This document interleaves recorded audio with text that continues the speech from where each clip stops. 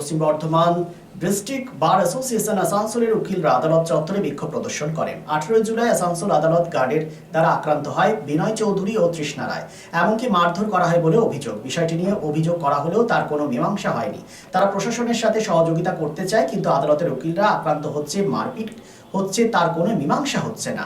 তাই বাধ্য হয়ে তারা বিক্ষোভ প্রদর্শন করে। যতদিন উকিলরা ন্যায় বিচার না পাচ্ছে তাদের আন্দোলন চলতেই থাকবে। বিষয়টি নিয়ে কি বলেছেন শুনুন।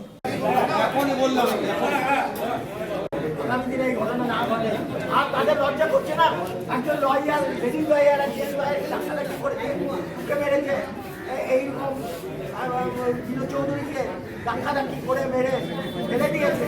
তারপরে ওনারা অন্য পথ অবলম্বন করছে এবং সেই অধিকারকে আমরা বলেছিলাম ঠিক আছে আপনারা আসুন, আপনারা এসে আজকে সহযোগিতা আমরা সহযোগিতা করবো এবং সহযোগিতা করেছি।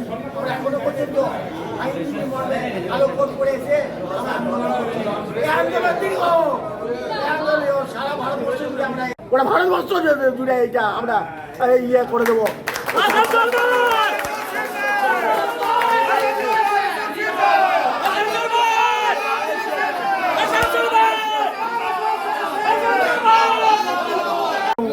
সবাইকে আজকে এখানে বলেছি আন্তরিকভাবে আপনারা এখানে আসুন। এখানে আমরা আজকে সমবেত হয়েছি, এজিটেশন আমাদের হচ্ছে।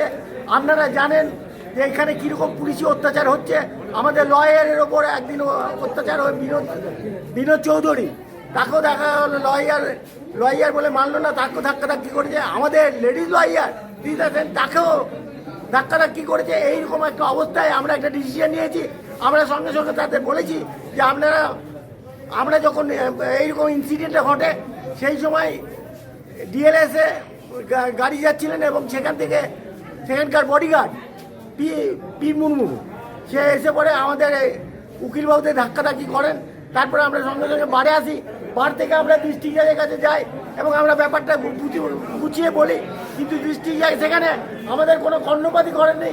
তিনি বলেছেন যে আগে এনকোয়ারি হবে। আমরা বললাম যে আমরা 200টা লয়ার একসঙ্গে এসে পরে বলছি যে স্যার ইনকোয়ারিটাই প্রথম, আপনি আমাদের কথা বিশ্বাস করেন না। এর যদি উল্টোটা হতো, যদি লয়াররা কাউকে হেকেল করতো, সঙ্গে সঙ্গে তো আপনি এফআইআর করে দিতেন। উনি সেরকম কিছু বললেন না। আমরা তারপর সিজিএমের কাছে গিয়েছিলাম, দেখলাম কোনো দিকে কোনো কর্ণপাত নেই।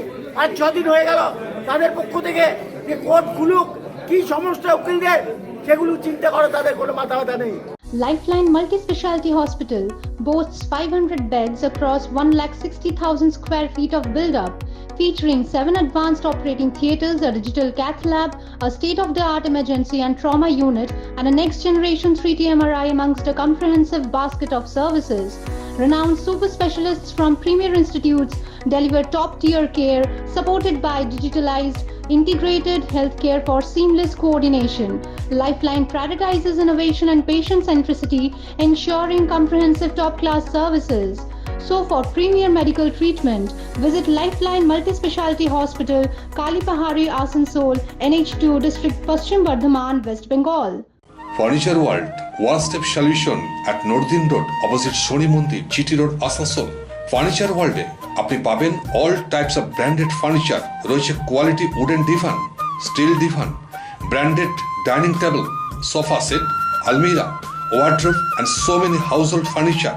Furniture World, the name you can trust with quality, quantity, true value and after sales service. সুতরাং দেরি কেন? আপনার মনের মতো জিনিসটি নিতে আজই আসুন আসানসোলের বৃহত্তম শোরুম 12,000 স্কোয়ার ফিটের ফার্নিচার ওয়ার্ল্ডে। Furniture world, GT Road, opposite Shoni Mandir, Nordin Road, Asansol.